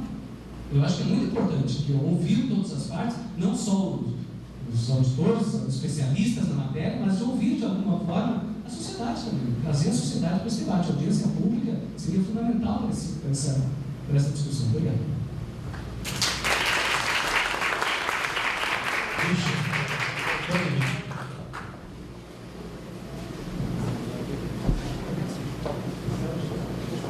Acabou. Estou cortando. Depois dessa colocação do Marco, acho que foi brilhante de manhã, né? E as colocações do Dão também, né? Eu acho que naquela linha que o Dão colocou agora, né? Qual o caminho que a gente for, né? Qual o caminho desse projeto que a gente está apresentando? Não há outro caminho muito mais que busca realmente a justiça fiscal, né? Que busca resgatar assim, que o trabalho da fiscalização, que o ISS seja resgatado, seja mantido, entendeu? Por que não brigarmos em vez dos 2%? Se existe uma interpretação que eu acho que o fisco tinha que estar defendendo, é a questão do 5%. Até porque a lei pode ser interpretada dessa maneira, e não tem que falar dessa maneira. Eu acho que vamos buscar essa interpretação do 5%. E eu acho, inclusive, esse projeto devia deixar claro o 5%. Tirar aquela confusão ali do 6 ali, deixar claro a questão do 5%. Parar com essa polêmica. Apesar que é um assunto, no mínimo, polêmico. Eu acho que muito mais. Eu acho que está caminhando para acabar com essa vergonha do alíquota de 3% da construção civil. Isso é um absurdo, né? Eu acho que tinha que ser 5%, não faz sentido nenhum. 2% para os hospitais é um absurdo também. Tinha que ser 5%. E em vez de caminhar para o 2% ou para a sociedade profissional, caminhar voltar para o 5%. Esses grupos não faz sentido. Você vir cada vez mais indo para o 2% ou para a sociedade profissional. Então, eu acho que isso é quebrar os municípios. Vai fazer uma situação que não vai parar aí. Grandes empresas de construção civil vão entrar para o 2%. Grandes auditorias tributárias vão entrar para o 2%. Todo mundo para o 2%, entendeu? Fora aquela interpretação que o Marquinhos falou. Além disso, podem nem 2 ser. Eles podem entender que eles são sociedades profissionais. Pior ainda. A gente tem que parar de caminhar nesse caminho, mas buscar outro rumo. O rumo realmente de um Estado que arrecada decentemente e que possa, com isso, ser cobrado pelos serviços públicos, tanto de educação, saúde e tudo. Porque hoje em dia a gente quer que as grandes empresas vão ter que pagar o mínimo possível de imposto, mas quer exigir o máximo do Estado. Não faz sentido, a gente fica depois criticando o governo, falando mal do governo, que não faz nada, não tem educação, não tem saúde, e no entanto a gente está brigando, por outro lado também, para pagar menos imposto. Eu acho que tudo bem pagar menos imposto que né? Não pagar imposto porque não tem dinheiro, não sei o quê, mas poxa, pelo amor de Deus, eu acho que não pode haver nesse sentido. Eu acho que a opção que o comandante me colocou, nós estamos caminhando para o sentido oposto ao que deveríamos estar, entendeu? Só uma parte, a construção civil é a alíquota de 3% e tem o direito ao abatimento, que dá uma alíquota resultante de 1,5%, menor do que essa. Então, que pese as opiniões que a construção civil iria para 2%, eu acho que o empresário faria a gestão de valor e ele continuaria sendo construção civil, porque ele teria uma alíquota resultante de 1,5%. Só essa consideração. Mas se a lei disser que é 2% no caso da engenharia, não, mas olha bem, nós vamos ter que cumprir a lei. Então, na verdade, nós estamos aumentando, né, a tributação sobre o setor de construção civil. Se for isso, eu sou a favor. Né? Ou seja, não, mas é isso, não sei se o SESCOM preveniu os clientes desse setor. Né? Não, essa vai ser a discussão. Porque numa sociedade com uma empreiteira, cujos sócios são todos engenheiros, ele vai pretender pagar 2% e vai querer deduzir o material. E o município, mas olhe bem, mas o município não pode dar a ele a escolha. Nós vamos ter que aplicar a lei. Então nós vamos cobrar 2% sobre o total do faturamento. Só que aí nós vamos entender que a base de cálculo posta pela lei ordinária está indo de contra a lei complementar, que diz que a base de cálculo, né, que ele não diz, olha bem, a lei complementar não diz que você deduz material do preço do serviço. Ele diz que preço do serviço não inclui material, percebe? Então vai ser uma discussão interessantíssima. Agora, a princípio o município vai cobrar 2% sobre o movimento econômico, ele vai ser tributado a maior, né? O que seria muito bom, ótimo, né? Mas é mais uma discussão, Agora, só para concluir, olha só, a fala, para mim... Por que a Constituição Civil é 3 e a educação é 5? Não, aí, essa outra... Mas olha só, eu só queria rememorar, infelizmente ele não está mais aqui presente, mas só rememorar a fala do representante do CREMERGE, né? Para mim, a fala dele foi fundamental, talvez a mais importante, né, do dia de hoje. Que ele disse muito claro o seguinte: a única coisa que se pretende é separar o joio do trigo. Né? Porque ele talvez não tenha percebido, mas as sociedades de profissionais, aquelas sociedades de profissionais da área de medicina, elas também estão sendo vitimadas por esse processo. Porque se hoje existe, né, uma certa pressão sobre esse setor, é porque são justamente as empresas da área médica e que não são sociedades profissionais que tentam entrar nessa brecha em detrimento, inclusive, daqueles que efetivamente são. Né? Efetivamente, agora, o que ele não pode é, nesse projeto, defender interesses que são conflitantes, porque o que ele defendia aqui é o seguinte: é aquele médico, aquele profissional médico que foi, às vezes, obrigado a constituir uma PJ para ser contratado efetivamente como empregado. Esse é um autônomo. E esse foi preservado na legislação. Não, o que tem que se fazer é separar o joio do trigo. Né? E só isso, né, neste momento. O que não significa dizer que, num futuro próximo, você não possa apartar a discussão e discutir cada um de per si as alíquotas. Agora, eu não consigo justificar, em que pese veterinário, que uma clínica veterinária possa pagar 2%, ao passo que uma creche pague 5%. Aí eu vou ter que lembrar de novo da música do Eduardo do Céu. Só uma consideração quanto à creche. Existe um benefício do ISS muito anterior à gestão que se torna, que é abater para as bolsas constituídas, as bolsas que são dadas, seja na mesma proporção do tributo. Ou seja, as creches hoje também não têm pago tributo há muito tempo. Porque, na verdade, com 10, 15 alunos, a creche consegue abater integralmente o seu imposto. Então, a creche já tem um benefício fiscal agregado a esse tema. Ou Simples Nacional. Olha só, nós temos vários estudos aqui ainda, tá? Só que as pessoas que estão aqui já estão finalizando um teto. Então, olha só, para que contemplar, né? Eu vou pedir aqui a gentileza do movimento da mesa. São 3h15, né? Se eles concordam de fazer um teto de 3h30, olha, põe o toalete. Não, porque eu fiquei até amanhã, né? 3h30, 4 horas, tem muita disponibilidade. Aí a gente com calma vai discutindo esses assuntos e tal, né? E a gente avança. Você quer aguardar o Ricardo voltar? Eu vou passar a palavra então para a Márcia. Para a Márcia, cadê o esclarecimento aqui? Mas eu acho que até... Jane, queria só fazer um esclarecimento. é desagradável que eu vou falar, tá? Porque, às vezes, como eu não sou funcionária pública, não dependo, né, do sistema, e às vezes a gente tem o pessoal que trabalha com a gente fica meio constrangido. Nós fazíamos reuniões naquela sala lá no quinto andar, ele é grande, então vinha o paredão do ISS e o paredão da sociedade. O André fez parte do paredão do ISS, o Renato Madeira, o Renato Bravo, o Flávio foi algumas vezes.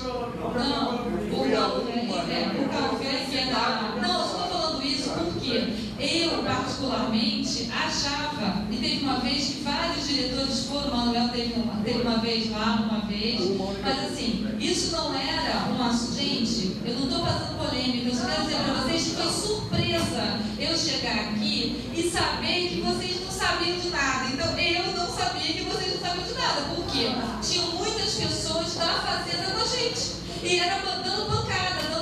Então, me desculpem, tá? Eu estou fazendo essas colocações porque o Fernando Miguel estava lá com a gente, a Procuradoria, 2 momentos, levou o projeto 3 meses, 4 meses, tá? E assim, ninguém aqui é louco para ficar tratando sem falar com as pessoas certas. Me desculpe, só quis registrar isso, tá?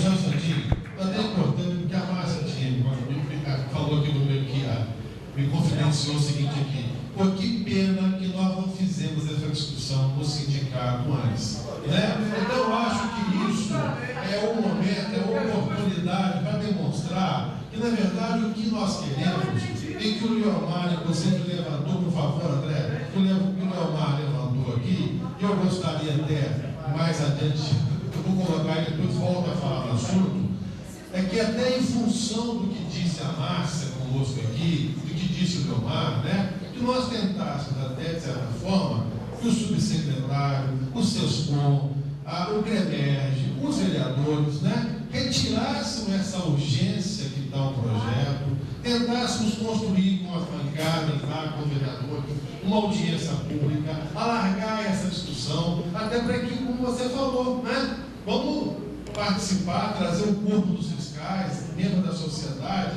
que eu acho que todos temos a ganhar, né? Hein, Ricardo, você estava fora, mas eu vou repetir, né? Eu gostaria muito que você fizesse um esforço lá, hercúleo lá, de tentar tirar essa urgência do projeto. Eu sei que essa questão política não passa por você, mas eu acho que você tem como, né, refletir lá dentro do gabinete do prefeito hoje a relevância e o sucesso que foi essa reunião, tá? A palavra é toda sua. É o seguinte, pelo que eu ouvi de tudo, né, inclusive eu vejo vocês dois comportando assim, que a questão é a seguinte, eu estou me sentindo assim um pouco numa peça do teatro do absurdo. Por quê? Quando o Marcos diz que o importante é separar o joio do trigo, eu vejo os dois assim. Então, quem sabe?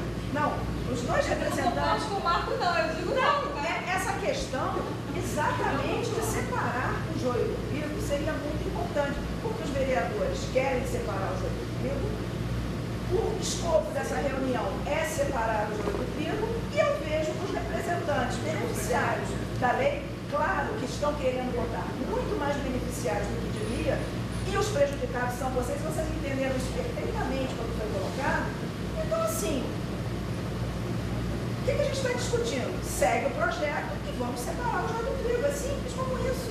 Eu não estou vendo discordância, ninguém é contra beneficiar os profissionais, ninguém é contra discutir essa ou aquela coisa. Agora, o que nós somos contra é incluir de contrabando um monte de pessoas que não podem ser beneficiadas por 2 motivos. Primeiro, porque não se justifica. Segundo, que essa discussão, essa polêmica já está pacificada pelos tribunais superiores. Agora é hora de cumprir essa decisão. Terceiro, porque, como ele disse, nós vamos deixar, então, vamos fazer o quê? Aumentar o IPTU, vamos deixar de investir, porque é uma conta, isso tem que fechar. Vai fazer o furo no cano e a caixa d'água. Então, aonde vem? Eu acho que isso é que vocês querem ser beneficiados, querem uma explicação da lei, que a lei se torne clara. Todos nós queremos isso também. Todos nós queremos que a sociedade profissional tenha o seu vamos dizer assim, tratamento adequado, ninguém está contra isso. O problema é, a pretexto de se fazer isso, abrir uma porteira do tamanho de um sei lá o quê, para entrar de camulhada, um monte de coisas que não interessa à sociedade, não interessa aos vereadores que se prezam, não interessa a vocês que precisam ser beneficiados e não interessa ao fisco que não vai pacificar. Só vai criar mais confusão dos que querem entrar, dizendo que sim, dizendo que não, vai aumentar a polêmica. Então é isso, eu estou me sentindo no teatro absurdo aqui. Então. Não, eu só queria complementar aí o seguinte, essa discussão, o empresário paga isso, paga isso. O empresário não paga, paga o consumidor. Porque quando você vai num consultório, por exemplo, você presta serviço, você vai pagar assim, R$200 de consulta, independente de ser uniprofissional ou não. Então o imposto está ali no preço. Quando um plano de saúde paga um consultório por um procedimento, vai pagar o mesmo valor que a sociedade que fatura R$2.400, o uniprofissional. Então, na realidade, está transferindo o dinheiro público para o empresário além dele, né? Muito mais ainda. Complementando, com relação à entrada de arrecadação que vai entrar, eu não vejo assim. Porque é o seguinte, quem já paga 5% não vai pagar sobre o valor estimado, até 2.400. Não vai aumentar a arrecadação. Vai aumentar, talvez, algum crédito, o cara não entrou no PPI, entre num programa desse. Aquele passado, mas daqui a 5, 6 anos, isso aí, entendeu? José Francisco. Não? Bruno Carlos. Eu só queria. Não é para simples, ela mencionou o que eu falei, eu queria só explicitar para ela, porque numa primeira reunião que houve essa discussão, eu fui firme no propósito de buscar especificamente aquele critério que você falou, cada fiscal vai, aliás, desculpa, você foi a Rosa, cada fiscal vai para um lugar. Eu falei, me dá a relação dos processos que você teve isso, que eu vou pesquisar. Fui e fiz isso, Conselho, CRJ, fui buscar os processos, fiz o relatório, reunião seguinte, 2 meses depois, apareci com o relatório lá, de cada um dos processos onde foram mencionados, para espanto meu, estava tudo resolvido. Eu falei, peraí, eu não vou explicitar aqui, não, já está mais ou menos alinhavado. Quer dizer, alinhavado o projeto, em cima do que estava aí. Eu fiquei espantado, verdadeiramente fiquei espantado. Eu falei, olha só, aqui eu ia provar que não houve arbitrariedade, não houve arbitrariedade da minha fiscalização, do pessoal que trabalha comigo. Houve critério objetivo. Se eles não são bons, aí a gente faz a discussão e muda os critérios, que eu sou a favor. Desde o início fui e declarei isso para você. Você foi super trabalhoso ajudando a melhorar os critérios. O critério é objetivo. Eu não quero Quem quer viver assim, gente? É uma coisa, não entende cada Mas o que aí eu sou também favorável ao seguinte, o critério tem que ser objetivo, mas ele não pode ser flexível ao ponto de abrir a brecha que está acontecendo. Não sei se foi você que colocou isso ou quem foi que colocou, não me interessa. O importante é que tomemos agora essa posição. De agora por diante, vamos modificar isso.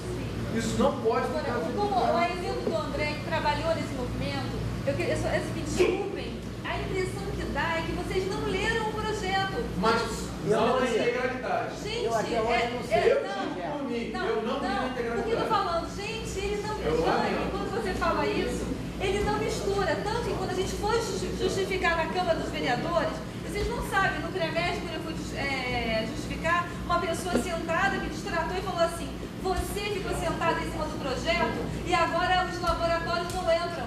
Eu falei assim, só um minutinho, você é uniprofissional? Não, eu nem falo com você, porque você não é isso. E você sabe que eu sou firme com o CREMES em relação a isso. Mas você se lembra disso? Agora, o que eu quero que vocês... Gente, leiam o projeto. Eu estou um pouquinho chocada, quando o Marco falou, eu falei, Marco, eu não concordo com o que você falou, mas por quê? Porque o que nós fizemos foi arrumar uma situação. E outra coisa, não se arrecada nada. Olha, MEI, quem lembra do MEI, microempreendedor individual? Ninguém queria ajudar uma pessoa a se organizar. Cara, a mulher trabalha na casa dela, vende tudo e nunca pagou imposto, já está no Simples Nacional, já está arrecadando. Então o que a gente está fazendo é arrumar. Me desculpem se eu falo muito simples. E vocês, claro, têm outra linha de pensamento. O que eu estou chocada é que eu não vi, eu só estou vendo assim, olha, temos um problema, Temos aqui uma situação que está andando, eu posso resolver melhor assim, mas a gente está falando de uniprofissional, não falou de empresário. Quando vocês falam, não estou vendo empresário, entendeu? Então, vamos sentar depois, eu falei com o Richard e com o presidente, vamos estudar a lei juntos, que não fala de empresário, é uniprofissional. O que me espantou foi a falta de comunicação. Isso que para mim foi fatal, porque nós estamos trabalhando num outro projeto aí, e toda hora nós nos reunimos para falar sobre esse projeto. E isso é de extrema importância. O quebra-pau que está vendo aqui agora, e talvez até por algum tempo, seria desnecessário se nós tivéssemos de antemão vindo aqui e todo mundo... Mas eu não sabia que se tratavam disso, me desculpe, eu entendi que se tratavam da área trabalhista de vocês. Não estou desculpando, não. Não estou desculpando, não. Não estou desculpando, não. Talvez todos nós... Mas, André, você sabe que a sua colaboração foi maravilhosa no nosso mas não me fez efeito. Mas a gente viu que critério, você lembra que a gente trabalhou isso para melhorar. Eu fui objetivo no provar isso para transformar.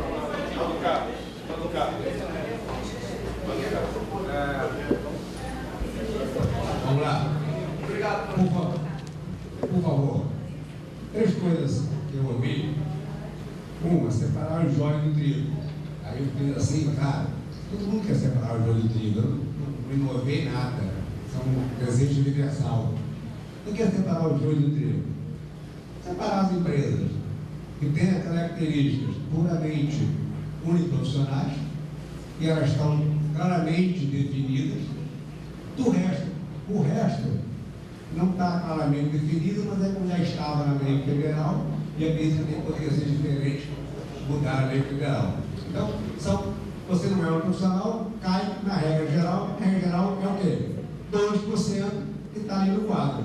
É isso que está se legalizando, é isso que está se oficializando. Por quê? Quando já dou a palavra. O que acontece? Se tivéssemos a certeza ou qualquer informação legal de que era 5%, estava escrito, inclusive os autos de infração. Você devia escrever lá, você infringiu o artigo tal da lei tal, que diz que é 5%, você pagou 0,001%. Mas não. Observe que nenhum fiscal, se não multou a 2%, é porque entendia que não era 2%, mas porque ele entendia. O auto de infração é feito no entendimento? Não, é que era feito com base na lei. A lei diz 2%. A lei, está escrito lá, 2%. Correto? O terceiro item,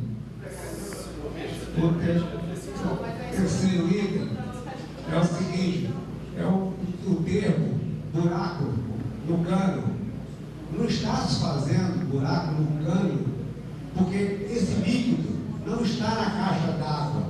Se faz buraco no cano, quando você tem líquido na caixa d'água, você fura o cano e a água se esvai.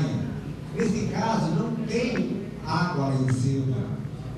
Eu não há que se falar em buraco no cano, nesse caso. Só isso, simples. O dinheiro não está lá em cima. Obrigado. Olha, questão só de ordem com relação ao buraco. Não é bem assim. Muitas empresas recolhem a 5%. Muitas empresas. Isso tem que ser devidamente discutido. Não dá para falar que não existe buraco. Você não sabe. Você não sabe. Existem muitas empresas que recolhem a 5%. É só isso. Dessas atividades. Que todas as atividades. Não é valor pequeno. Atenção. Fábio, você deu uma parte, interrompeu. Presta atenção. Vamos seguir aqui os inscritos. Tá? No entanto, eu queria só chamar a atenção, porque o Marcos, na fala da manhã, comentou, e eu acho que é importante retomar isso aqui rapidamente, né, que o projeto de lei ele é encaminhado com uma exposição de motivo. E essa exposição de motivo faz menção a uma desoneração de 298 milhões. E ficou claro que esses 298 milhões referem-se à auto-infração. Né? Agora, é importante, até do ponto de vista legal, que seja estimado, seja previsto isso, como diz a IRF, o total dessa relação. Né? Para isso, nós fizemos aqui uma sugestão, vamos depois encaminhar até a Câmara e vamos solicitar até o subsecretário, coordenador, não sei que possa me ajudar nisso. A gente entende que seria muito importante passasse a vir a constar desse projeto um quadro demonstrativo onde tivesse engenharia, medicina, todas as atividades, né? A base de cálculo dela de 2012, por exemplo, 2011, o ideal seria 2012, né? O ISS incidente, né? Como era, o ISS incidente como poderá virar a ser. Né? Hã? Incidente, sim, e o que foi recolhido. Porque aí nós teremos uma ideia, até no futuro, de apreciar se de fato houve uma essa deflagração e se houve um prejuízo ou não para o município. Né? Com a palavra agora o Calvé. Depois do Calvé, não tem mais ninguém inscrito.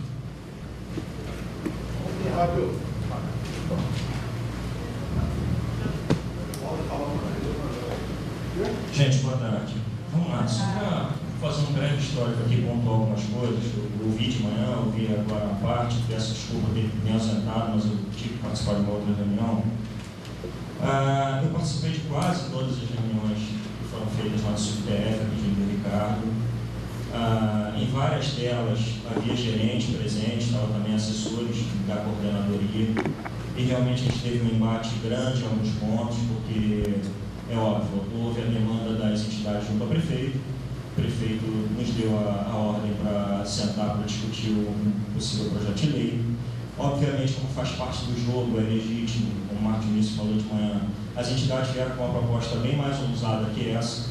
Inicialmente seria perdoar absolutamente tudo para trás e iniciar um recadastramento daquelas que seriam profissionais, reconhecendo ali para frente.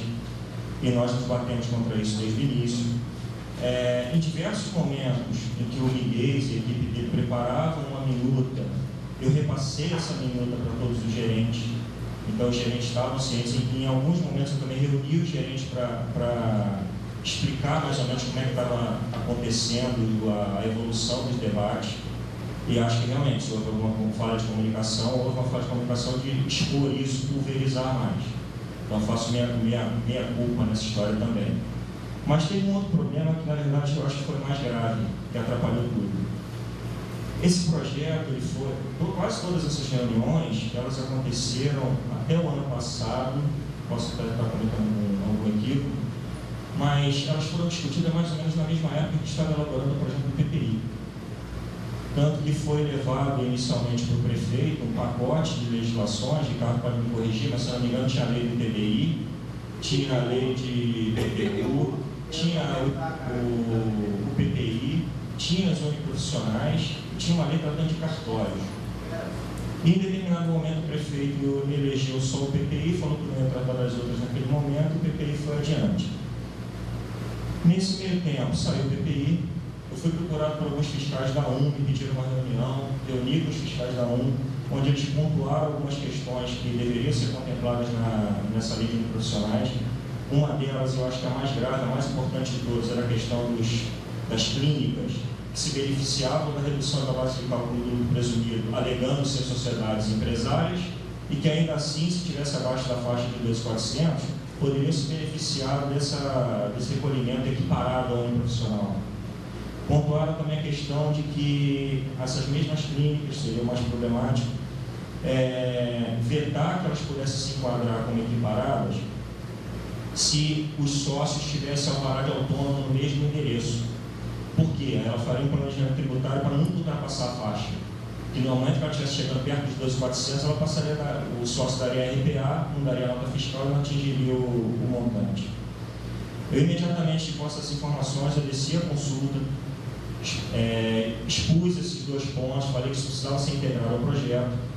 E aí eu fui informado que o projeto, na verdade, estava já na Procuradoria, já há alguns meses, e que a estratégia seria, assim que a Procuradoria fizesse as críticas dela, isso voltasse para nós nos reuniríamos novamente, e aí, num fórum até um pouco mais ampliado, tentar incorporar essas questões que o pessoal da muito bem já tinha pontuado, e outras questões. quais seriam? O projeto foi todo desenhado e discutido na época para ser feito, publicado, virar lei, antes do PPI. E o PPI saiu na frente.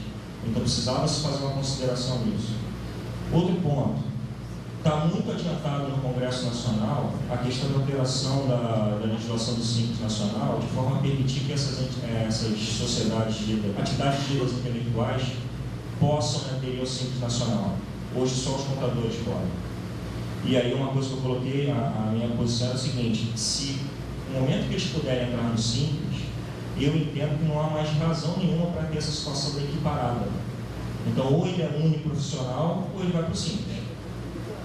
Então, eram todos esses pontos que estavam engatilhados para serem trazidos à baila numa nova rodada de discussão, e que em determinado momento nós fomos surpreendidos com uma requisição do processo que estava na Procuradoria pelo prefeito, porque o prefeito tinha dado a ordem que ele ia assinar naquele mesmo dia e encaminhar naquele mesmo dia.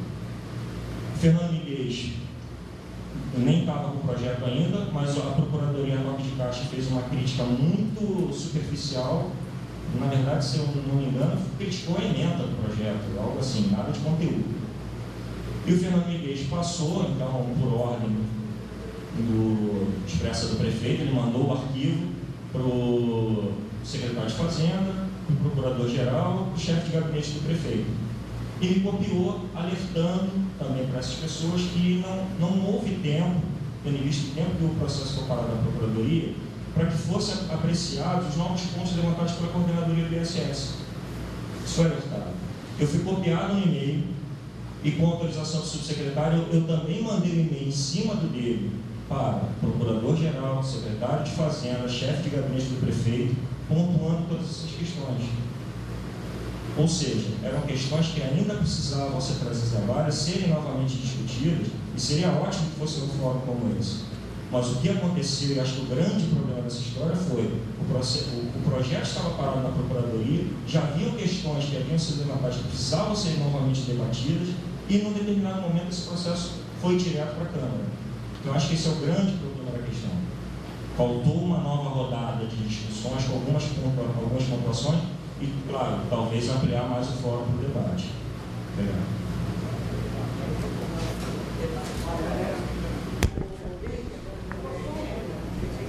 Só para concluir, que a doutora Márcia tem insistido em dizer que nós discordamos em tudo, né? E eu vou provar, né? Essa é a posição pessoal minha, né? Mas que eu e ela concordamos em tudo. Nós não discordamos em nada. O sindicato, né, a título de apenas um estudo, pediu a colaboração de algumas pessoas para apresentar o que seria um substitutivo, que hoje eu fui informado que isso nem existe mais, né? Não seria possível apresentar um substitutivo. Parece que não é, você pode emendar o projeto, não é isso? Isso eu não sei como se trabalha um projeto na Câmara, né? Mas o substitutivo não poderia. Mas se, né, fôssemos elaborar um substitutivo, e perceba-se, isso aqui não é matéria pacificada. Nós temos colegas, o Osman, por exemplo, que estaria falando aqui hoje, ele é radicalmente contra isso. Ele entende que não deva haver nem a remissão, né? Mas a proposta substitutiva seria mais ou menos nesse sentido, que é o que nós defendemos, eu e a doutora Márcia, né? Olha bem, a lei número 3.720, de 5 de março de 2004, passa a vigorar com as seguintes modificações. Então, você introduz um parágrafo único, nos seguintes termos. O inciso 4º é o que fala em sociedade empresária, para dizer que a sociedade empresária não pode vir a ser uniprofissional. Para efeitos do inciso 4, entende-se por sociedade de natureza empresarial aquela que limita a responsabilidade do sócio ao capital social, ou aquela que não aplica integralmente as rendas auferidas na remuneração do trabalho pessoal desenvolvido pelos profissionais, ressalvadas as aplicações em custeio e em investimentos na melhoria da sociedade. Eu acho que isso, de uma certa forma, pacifica. Sim. Como prolabore.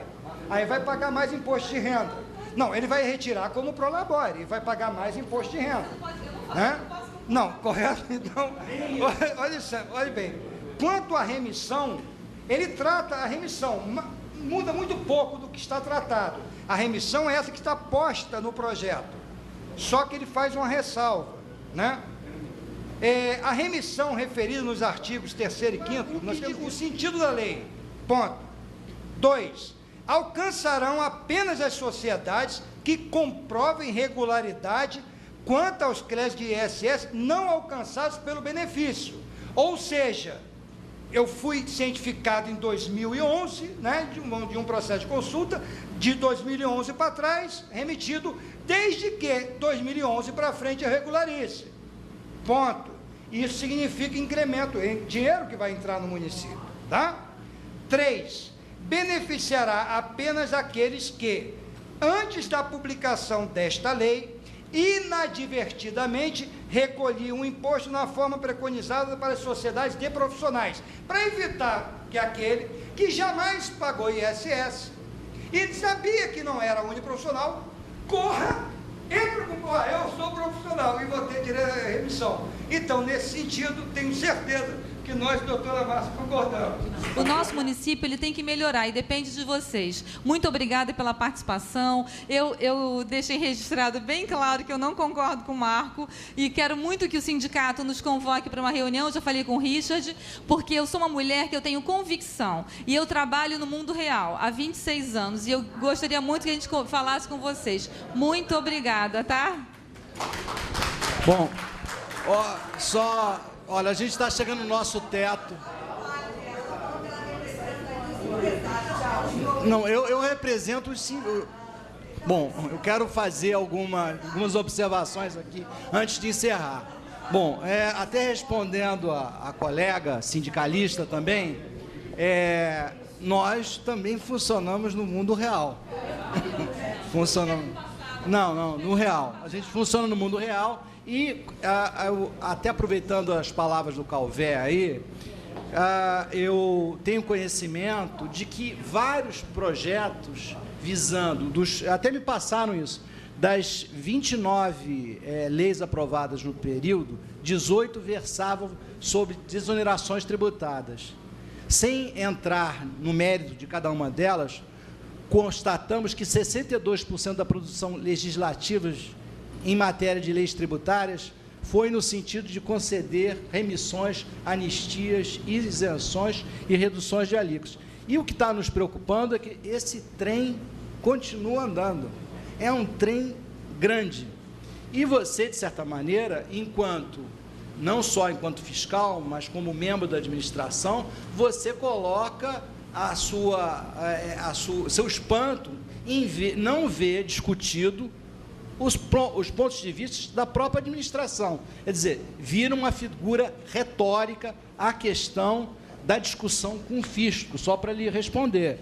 É importante que a gente tenha claro isso, porque a gente também está no mundo real e sabe que determinados interesses avançam sobre o público e a gente tem que tomar cuidado em relação a isso. E o nosso dever, enquanto representantes do Estado, dentro do núcleo federativo do município, nós somos responsáveis por essa ação, e a gente tem que estar ciente dela.